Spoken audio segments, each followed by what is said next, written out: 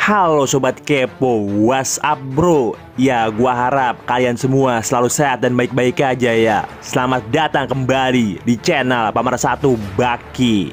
Di video gua kali ini, gua akan ngelanjutin cerita Baki, as bocah ditabokin bapak. Buat kalian yang baru ngikutin, langsung aja cek playlist. Dan di video gua yang sebelumnya, akhirnya, untuk pertama kalinya, Baki dan bapaknya bisa makan dalam satu meja. Dan gak cuma itu, bahkan Baki juga diundang buat makan malam di hotel berbintang. Tapi lantaran bapaknya gak mau jawab pertanyaan Baki, perkara kenapa emaknya dibikin mati, makanya Baki udah gak sabar lagi. Dan saat itu juga, dengan sengak, baju bapaknya langsung dia tarik dengan paksa. Dan setelahnya, bapaknya langsung dia piting.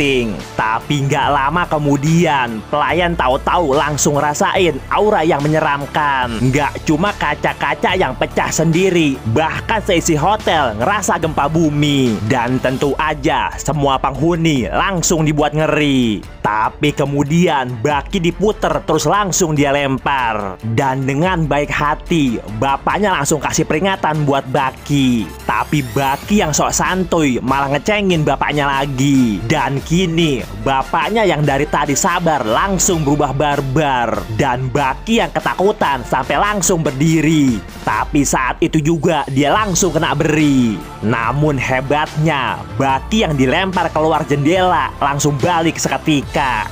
Tapi di hadapan bapaknya, Baki ngerasa kicep juga. Dalam hatinya dia berpikir, mau kabur tapi gua tengsin. Dan secara tiba-tiba, Baki langsung ditabok lagi sampai keluar jendela. Tapi Baki langsung balik lagi. Dan belum juga selesai mikir, tangan Baki langsung diambil. Tapi sesaat sebelum kena tabok, Baki langsung menghindar. Tapi romannya percuma, sebab saat itu juga Baki langsung ditendang sampai mental. Dan ngeliat gedebak-gedebuk, semua tamu langsung dibuat panik. Panik nggak bos? Panik lah, masa enggak? Tapi nggak lama, Yujiro datang dengan gaya. Terus dia langsung bilang, sorry bos, makanya lanjutin aja. Dan terus dia langsung nambahin lagi, katanya dia datang kemari cuma mau nabokin anaknya sendiri. Kemudian tanpa effort berarti, dia langsung angkat kepala Baki. Nggak cuma dipentokin ke kaca, bahkan saking gilanya dia ikut melompat keluar jendela.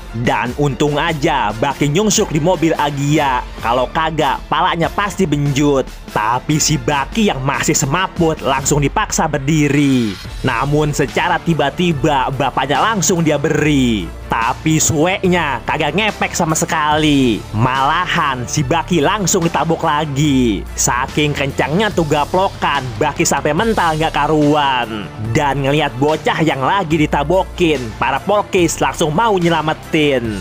Tapi lantaran lawannya setan, baru aja diketawain, tuh polkis udah lari ketakutan. Dan Baki yang masih semaput langsung dia cubit. Dan dicubit makhluk terkuat dunia, itu rasanya kayak burung lu kejepit pintu. Didiemin sakit, ditarik putus. Dan Baki yang udah sadar langsung dia lempar. Dan ngelihat Baki yang kagak ada perlawanan, Yujiro udah kagak tahan. Tapi lantaran si Baki yang udah kepancing emosi, tampang Yujiro langsung berubah happy. Dan gak pakai lama, Baki pasang kuda-kuda, kemudian langsung menyerang. Tapi dengan enteng, serangan Baki bisa dipotong. Bahkan untuk kesekian kali, bapaknya sengaja nggak nyerang titik vital Baki. Tapi Baki yang nggak terima langsung nyerang lagi. Kali ini Baki langsung pakai tendangan muter. Dan lagi-lagi kagak ngepek. Ngeliat serangan Baki yang kagak ada gregetnya, Yujiro tampaknya dibuat kecewa. Saat itu juga kepala Baki langsung dia kepruk dengan lembut. Tapi meskipun dengan lembut, Baki tetap semaput. Kemudian kagak pakai basa-basi, Baki yang masih kelojotan langsung dia tendang. Baki yang terus-terusan diayamin langsung ngebatin. Baki pun langsung ngerasa kalau dirinya gak lebih dari seorang bayi yang lagi ribut sama tentara. Dan ngelihat pertarungan Hanma yang semakin menggila, semua orang yang ada di sana tampak gak berdaya.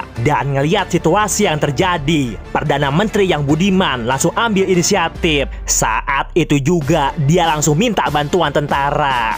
Sementara itu, saat ini bapaknya udah ada di hadapan Baki dan dia pun langsung mengatakan kalau sekarang dia mau pakai jurus perempuan. Kemudian Yujiro langsung bergoyang-goyang.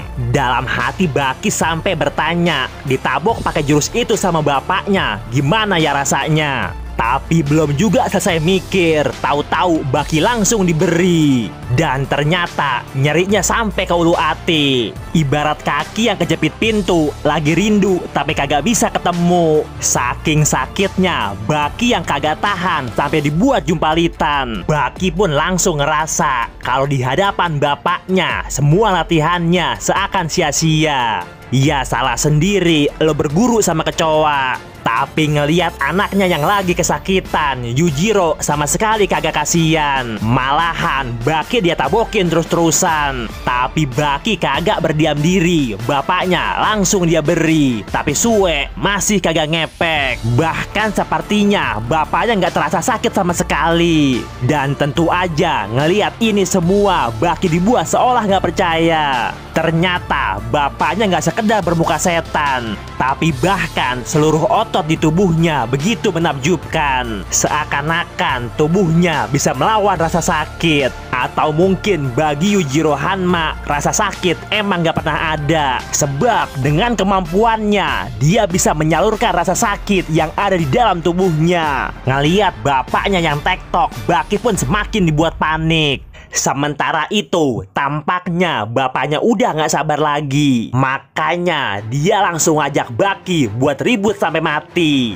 Dan gak pakai lama, Baki yang kagak mau tengsin langsung pasang kuda-kuda. Begitu juga dengan Yujiro Hanma.